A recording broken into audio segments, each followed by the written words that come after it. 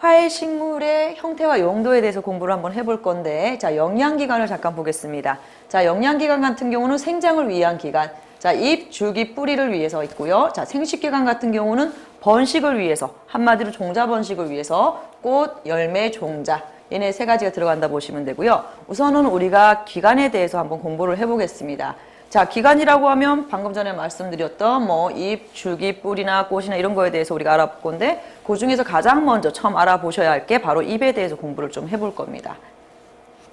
자, 체크 포인트가 있다면, 자, 우리가 식물의 호흡이 있는데요. 뭐 사람만 숨 쉬는 게 아니에요. 식물도 역시나 숨을 같이 쉰다 보시면 돼요. 자, 식물은 어디를 통해서 숨을 쉬냐면 주로 잎을 통해서.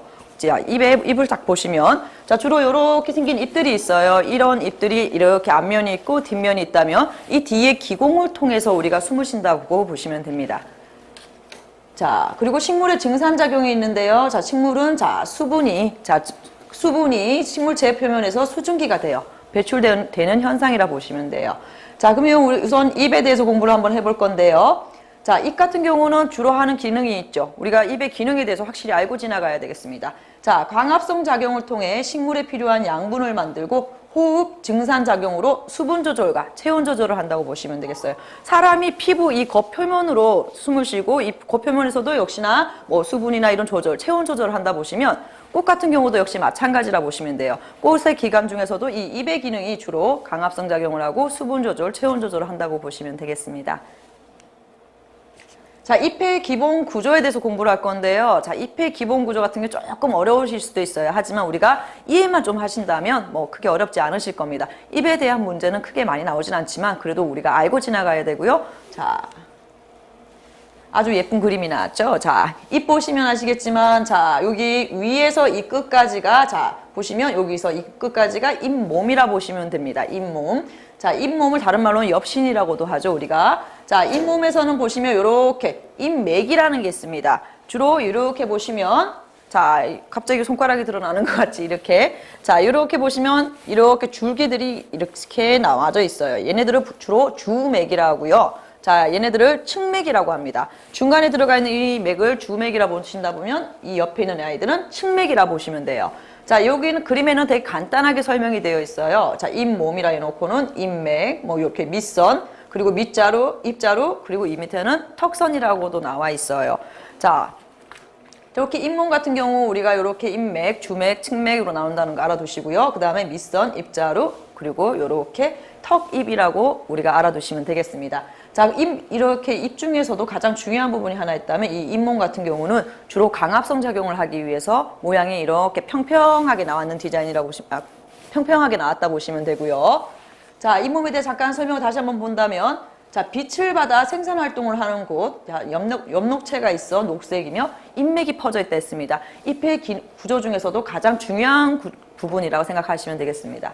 자, 그 다음 2번에 보시면 잎자루라고 되어 있는데요. 잎자루를 다른 이름으로는 엽병이라고 부릅니다. 자, 잎맥을 받쳐주며 위치나 방향을 조절하는 꽃줄기와 잎몸이 연결되는 부분이라 했어요. 자, 잎자루라고 하면 방금 전에 보셨던 이 부분을 말씀드리는 거죠. 이 부분.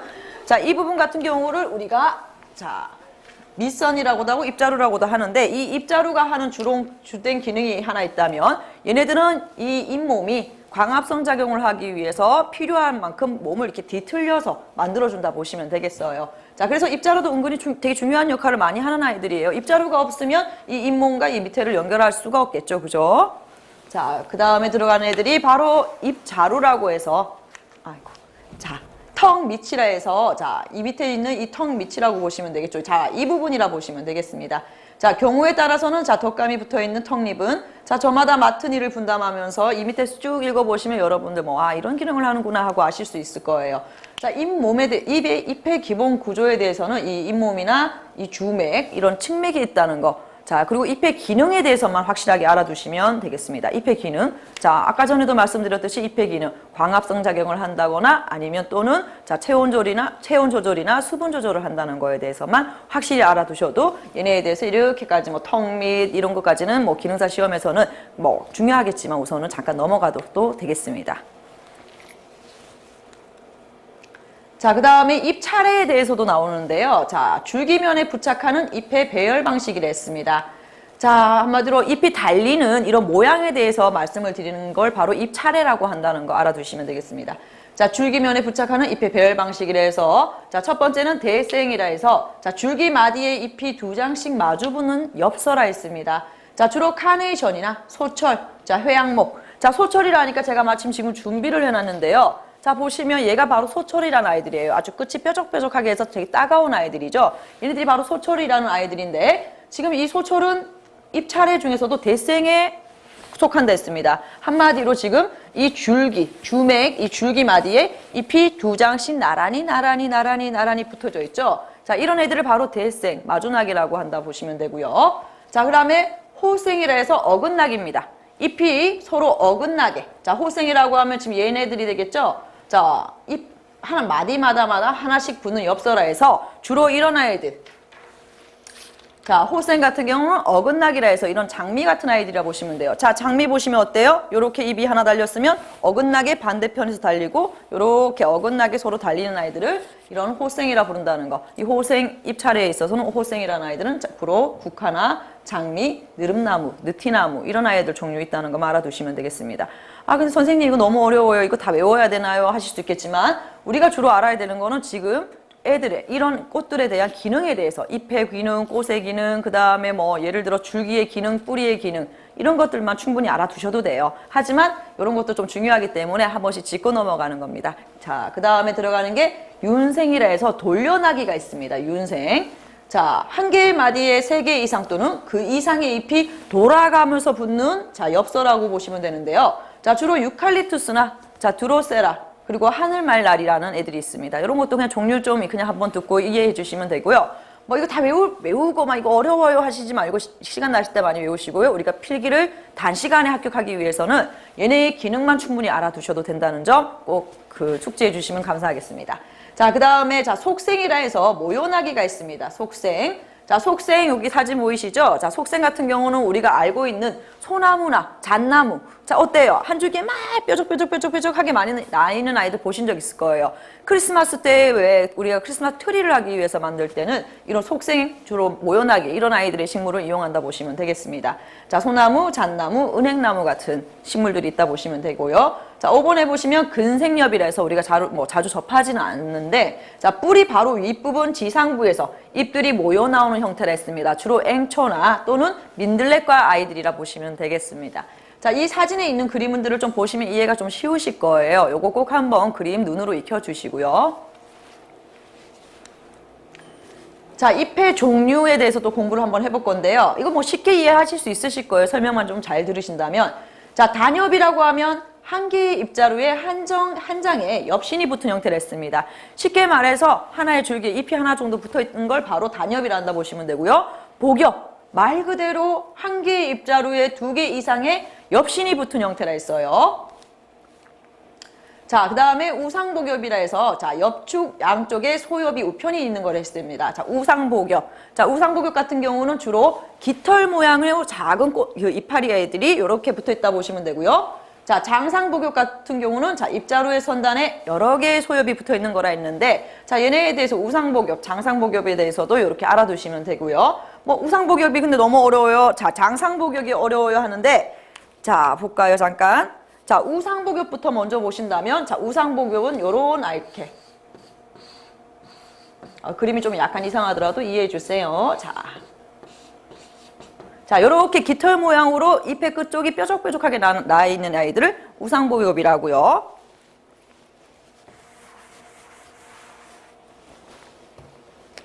자, 장상복엽 같은 경우는 요렇게 약간의 손바닥 모양으로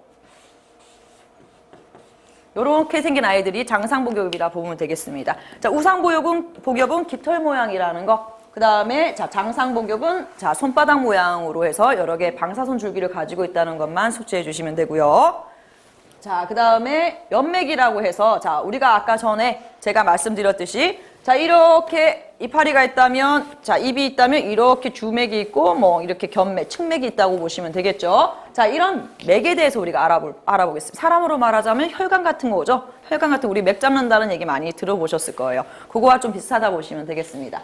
자, 그러면 연맥의 종류 중에서도 1번에 보시면 측맥이 있습니다. 주로 제가 방금 전에 말씀드렸듯이 이렇게 주맥에서, 이게 잘 안 보이네요. 자, 다른 걸로 좀 칠해볼게요.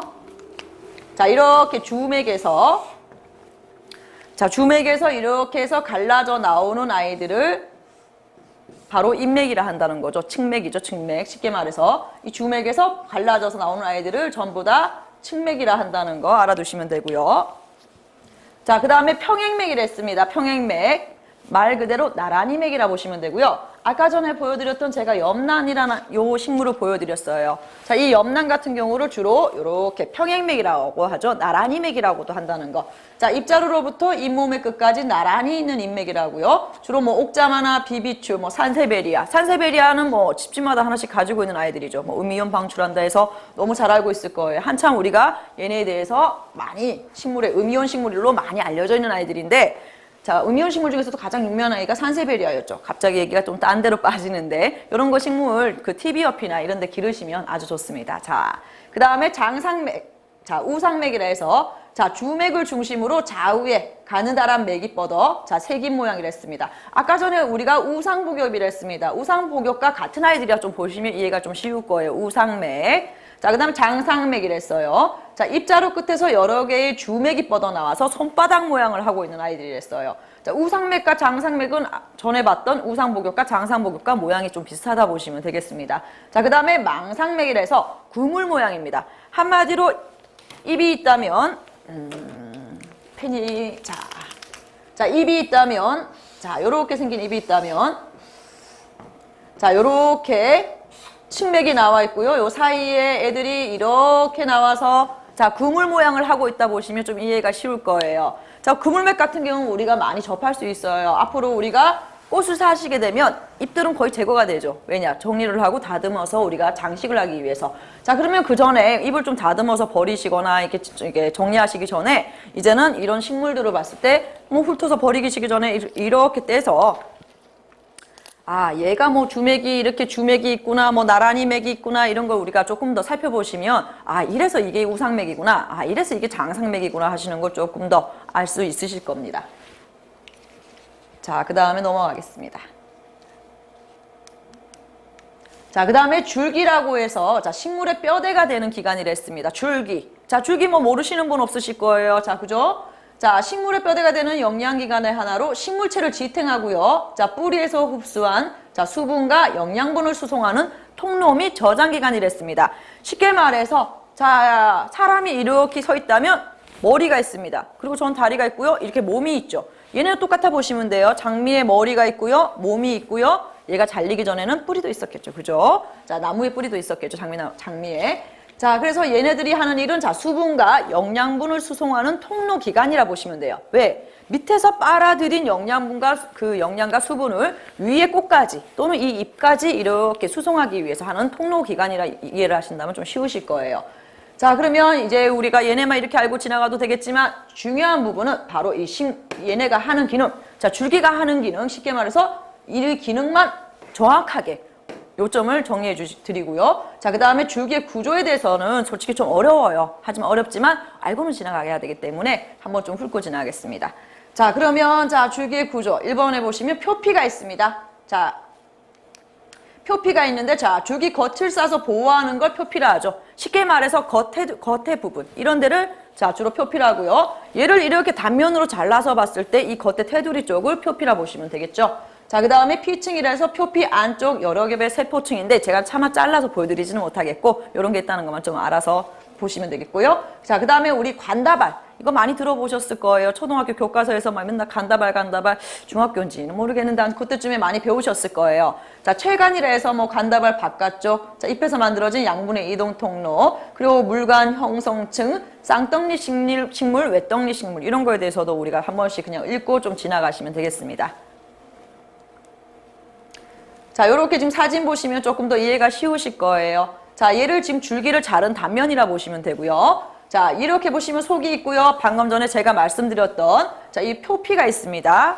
자, 겉에 테두리 둘러싸고 있죠. 그리고 피층과 그리고 물관, 형성층, 체관 얘네들 전부 다 합쳐서 관다발이라 한다는 거. 그림을 좀 보시면 이해가 좀 쉬우실 거예요. 이런 게 있다는 것만 좀 알아두시면 되겠습니다.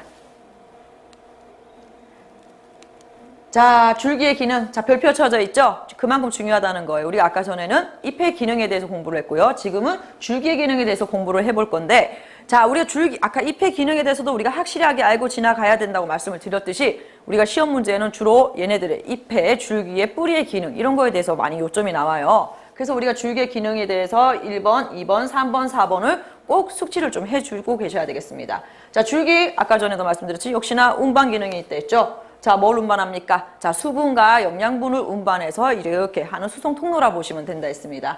자, 그 다음에 지지작용을 했어요. 자, 식물은 자, 줄기가 없으면 쓸 수가 없습니다. 자, 안 그래요? 자, 보시면 얘 머리가 이렇게 있는데 지금 꽃들의 장미의 머리가 전부 다 이렇진 않죠. 머리가 이만할 수도 있고 머리가 심지어 이만할 수도 있습니다. 얘네들을 지탱하려면 이런 줄기들이 있어야 된다는 거죠. 그럼 쉽게 이해하시면 되겠죠. 자, 그 다음에 호흡작용을 한다 했어요. 자, 잎만, 자, 꽃잎만 호흡작용을 하는 게 아니고요. 이 줄기도 호흡작용을 한다 보시면 되고요. 자, 줄기에 피목이 있어 공기가 드나들 수 있도록 한다 했고요. 자, 저장작용을 한다 했습니다. 자, 감자, 연, 양파 등과 같아 줄기가 변형되어 영양분을 저장한다 했습니다. 이거는 그냥 그대로 줄기의 기능은 운반작용, 자, 지지작용 또는 호흡작용, 저장작용 이 네 가지가 있다는 것만 우선 확실하게 알고 지나가셔야 되겠고요.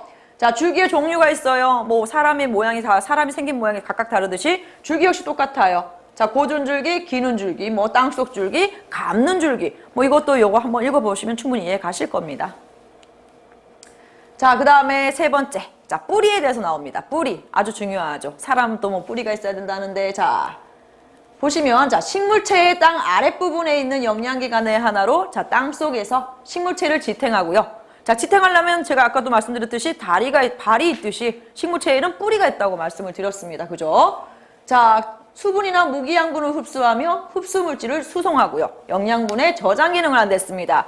자, 그러면 여기 보시면 뿌리의 행당면 또 어렵게 나오죠? 자, 뿌리의 행당면, 뿌리를 잘랐을 때 모양에 대해서 나오는데요. 이것도 그냥 좀 알아봐 주시면 이렇게 읽어봐 주시고 좀 이런 게 있었구나. 뭐 생장점은 이런 뿌리의 끝부분에 있었구나. 주로 세포 분열이 일어나는 곳이 생장점의 끝부분이구나. 이렇게 알아두시면 되겠습니다. 우선 아까 전에도 말씀드렸듯이 중요한 거는 잎의 기능, 줄기의 기능, 이 뿌리의 기능 이런 것만 좀 확실하게 보시면 되겠습니다. 자, 꼭 같은 내용이에요. 지지작용, 호흡작용, 흡수기능, 양분저장 이런 거 정확하게 네 가지만 좀 알아봐 주시면 되겠고요. 또 역시나 아까 줄기에 뭐 종류가 있었듯이 뿌리에도 종류가 있죠. 역시 제각각 생긴 게 틀리기 때문에 고든뿌리, 원뿌리, 수염뿌리, 겹뿌리 있습니다. 앞으로 뭐 어디 자연농원 같은 데 가시거나 하면 뿌리 캐서 이게 무슨 뿌리인가 하고 한번 보시면 좋겠지만 그러신 분들이 별로 없다는 거죠. 우선 이런 게 있다는 것 좀 알아주시면 되겠습니다. 자, 중요한 우리가 좋아하는 꽃에 대해서 우선 좀 공부를 해볼 건데요. 또, 자, 꽃은 자 식물의 자손을 번식시키는 생식기관의 하나라 했습니다. 꽃. 자, 아주 그림이 잘 나와 있어요. 자, 이 그림 쫙 보시면 자, 꽃의 구조인데 자 보시면 이 그림에서 약간 흐리하게 나와서 제가 좀 그리면서 좀 보여드리고 싶은데 자, 보시면 이 부분 자, 이 부분을 우리가 뭐라고 부르나요? 자, 암술이라고 하죠. 자, 그 다음에 이 옆에 암술 주위에 나 있는 조그마한 이런 아이들을 수술이라고 한다 보시면 되겠습니다. 자, 암술이 있고요. 수술이 있고요. 또한 꽃잎이 있고요. 밑에 보시면 꽃 받침이 이렇게 달려있죠. 자, 우리가 백합 같은 거 보시면 많이 아실 거예요. 나리과 아이들 보시면 이런 암술, 수술이 달려있는 거 많이 보셨을 건데 백합에서는 수술이 달려있으면 어때요? 꽃잎을 많이 지저분하게 하기 때문에 우리가 제거를 해서 이렇게 하회장식에 이용하기도 한다는 거죠. 자, 그래서 얘네들의 기능에 대해서도 공부를 우리가 좀 해볼 건데요. 우선은 이런 암술, 수술, 그리고 꽃 받침, 그리고 이 밑에 있는 미씨 이런 것도 좀 알아봐 주시면 되겠습니다. 자, 그 다음에 우리가 꽃을 그냥 이렇게 꽃이라서 암술, 수술, 꽃잎, 꽃받침 얘네만 갖추고 있으면 다 꽃인지 아는데 자, 우선은 얘네의 기능에 대해서 좀 알아봐 주셔야 돼요. 자, 완전하라에서 말 그대로 완전하는 걸 말하는 거죠. 갖춘 꽃이라서 암술, 수술, 꽃잎, 꽃받침이 모두 존재하는 걸 완전하라고 한다는 거죠. 꽃의 기본 구성을 다 가지고 있다 보시면 돼요. 이런 종류를 갖고 있는 아이들은 나리, 튤립, 그리고 뭐 벚나무나 동백나무 겨울에 피는 애들 알고 계시죠? 이런 아이들에 대해서 좀 알아두시면 되고요. 불완전하, 말 그대로 완전하지 않다는 얘기예요. 이 네 가지 중에 뭐 한 가지가 없다거나 암술, 수술, 꽃잎, 꽃받침이 완전하지 않은 애들, 변화, 오이, 호박 같은 아이들이 있다 보시면 되겠습니다. 자, 그 다음에 양성화라고 되어 있는데요. 자, 이 양성화 같은 경우는 한 꽃 안에, 한마디로 꽃 하나 안에 자, 암술, 수술이 모두 존재한다 보시면 돼요. 한마디로 다 가지고 있다 보시면 되겠죠. 자, 그리고 단성화 같은 경우는 한 꽃 안에 암술이나 수술 중 하나가 없는 걸 말씀드리는 거예요. 자, 그 다음에 통꽃이라서 꽃잎이 전부 다 서로 이렇게 붙어있는 아이들이에요. 다 떨어져 있지 않습니다. 주로 나팔꽃이나 호박꽃이라고 하고요. 자, 갈래꽃 같은 경우는 말 그대로 이 단어들을 보시면 뭐 뜻을 대충 이해 다 가실 거예요. 그죠? 자, 갈래꽃 같은 경우는 꽃잎이 각각 떨어져 있는 아이들을 갈래꽃이라고 하죠. 자, 장미 어때요? 자, 장미 보시면 이렇게 지금 얘네를 보시면 얘네는 갈래꽃이에요. 얘네를 보고 우리가 통꽃이라 하지 않습니다. 자, 통꽃이라는 거는 이렇게 아까도 말씀드렸듯이 붙어있는 아이들이에요. 꽃잎들이 전부. 하지만 장미는 어때요? 이렇게 보시면 꽃잎이 하나하나 전부 다 떨어져 있습니다. 자, 이런 아이들을 전부 다 갈래꽃이라 한다는 거. 자, 알아두시면 되고요. 자, 포엽이라 해서 뭐 어린 하를 감싸서 보호하는 역할, 자, 뭐 꽃자루, 꽃받침. 자, 이런 것도 한 번씩만 좀 읽어봐 주시면 되겠습니다. 뭐, 좀 약간 어렵긴 하겠지만 읽어봐 주시면, 아, 요런 게 이렇게 해서, 자, 부르는구나. 꽃자루를 뭐 학양이라 한다구나. 자, 꽃자루라는 거는 꽃을 지탱하는 줄기의 선단부에 있는 화탁이 존재한댔습니다. 요런 것도 그냥 알아봐 주시면 되겠어요. 자, 꽃받침도 역시 마찬가지고요. 자, 그리고 꽃잎을 우리가 다른 이름으로는, 자, 화관이라고도 합니다. 화관. 자, 화관은 꽃받침 안쪽에 위치하고요. 꽃잎으로 구성되어 있습니다. 꽃잎을 우리가 화판이라고도 하죠. 자, 암술과 수술을 보호하고요. 꽃잎이 하는 게 뭐예요, 역할이? 암술과 수술도 보호하고요. 아름다운 꽃과 향기로 곤충을 유인하기도 한다 보시면 되겠죠. 자, 그리고 수분은 자, 꽃밭에서 만들어준 꽃가루가 암술에 붙는 현상을 말씀만 드리는 건데, 뭐 수분이나 수정 이런 단어 같은 경우는 그냥 읽어주시고요. 시험에 그렇게 많이 나오는 단어는 아니에요. 아까도 말씀드렸듯이 기능에 대해서만 시험에 많이 나오기 때문에 화해장식 기능사 책을 보시면 책의 두께가 이 정도 된다 보시면 돼요. 서점 가서 보시면. 근데 그 중에서 우리가 요점만 정리해서 공부를 하시는 게 좋고요. 제가 오늘 이거를 뭐 수분, 수정 뭐 이런 거 다 할 수 있겠지만 그래도 이렇게 기능만 우리가 필요한 것만 딱딱 꼬집어서 제가 수업을 좀 하겠습니다. 자, 그리고 자, 꽃잎을 총칭하여 화관이라고요. 꽃잎의 낱개를 화판이라 한다 보시면 되겠죠. 자, 방금 전에 이렇게 다 되어 있는 애들을 화관이라 부른다면 얘네의 낱개를 화판이라 부른다 보시면 되겠죠. 자, 그러면 이런 화판에는 자, 잎 하나가 있습니다. 자, 꽃잎이 각각 떨어져 있는 꽃이죠. 자, 펜지나 국화, 아까 전에 말씀드렸던 장미, 페랭이꽃 같은 경우를 전부 잎 하나라고요. 자, 합하나 같은 경우는 서로 붙어 있는 꽃입니다. 자, 나팔꽃이나 무스카리 같은 아이들, 이런 아이들이 있다는 거 보시면 되고요. 자, 5번에 보시면 수술에 대해서 나와요. 수술. 자, 꽃잎과 암술 사이에 있으며 꽃가루로 가득 채워진 꽃밭과 그것을 지탱하는 수술대로 구성되어 있다 했습니다. 자, 쉽게 말해서 이렇게 암술이 있으면요. 자, 이쪽에는 이렇게 수술이 달려져 있어요. 자, 그러면 얘가 수술이면 이 밑에 얘를 지탱하는 아이들은 자, 수술대죠. 자, 이렇게 해서 구분을 해주시면 되겠죠. 수술과 수술대, 암술과 암술대라고 보시면 되겠습니다. 자, 그 다음에 볼까요? 자, 암술에 대해서 또 볼 건데요. 암술을 다른 이름으로는 자해라고도 합니다. 자, 꽃의 중심부에 있으며 암술머리, 쉽게 말해서 주두라고도 부르죠. 자, 그 다음에 암술대, 화주, 자, 자방을 시방이라 한다는 것도 알아두시면 되겠습니다.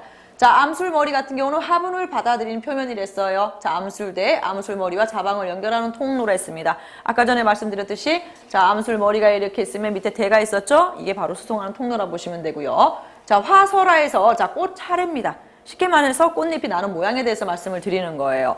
자, 우리 아까 잎의 모양에 대해서도 우리가 배웠어요. 잎 차례라 해서, 그죠? 얘는 또 꽃 차례라고 한다는 거. 마찬가지로 모양에 대해서 설명을 좀 하는 거예요. 자, 화축에 붙어 있는 꽃의 배열 상태와 꽃의 집합이라 했습니다. 자, 유한화서, 뭐, 무한화서가 되어 있는데, 자, 이 말인 즉슨, 유한화서. 자, 꽃이 피는 게 한계가 있다는 거예요. 어떤 줄기에서 꽃이 피는데 거기에 대해서는 한계가 있다는 건데, 자, 정단부 생장점에서 개화하고요. 정단 부위로 더 이상 꽃이 피지 않습니다. 쉽게 말해서 꽃이 이렇게 달렸으면 애들이 막 펴요. 그런데 이 위에까지가 끝이기 때문에 무한화서라 부른다는 거. 자, 무한화서 같은 경우는 꽃이 밑에서 위로 계속 피는 동안에 새로운 꽃들이 계속 필 수 있어요. 물론 꽃들이 마냥 피진 않겠죠. 하지만 어느 정도의 꽃들이 이제 필지는 우리가 가늠할 수 없을 정도로 됐기 때문에 무한화서라 한다는 거. 유한화서와 무한화서는 이렇게 유무에 따라서 틀린다는 거죠. 자, 요거 알아봐 주시면 되고요. 자, 화서의 모용도를 좀 보시면 요것도 좀 알고 지나가시면 좋긴 한데, 자, 1, 2, 3, 4, 5, 6, 7, 8, 9, 10 요런 애들 모양에 대해서는 여러분들이 또 따로 그림을 좀 그리시거나 해서 공부를 좀 해주시면 되는데요. 자, 그럼 선생님 뭐 기능사 필기 문제에 이런 그림이 나와서 문제가 잘 나오나요? 뭐 이런 질문도 많이 하세요. 제가 수업을 하다 보면. 근데 하지만 이런 그림에 대해서 문제가 나온 적은 별로 많지는 않고요. 하지만 이런 모양으로 총상화서 주로 제가 중요한 것만 좀 별표를 좀 치겠습니다.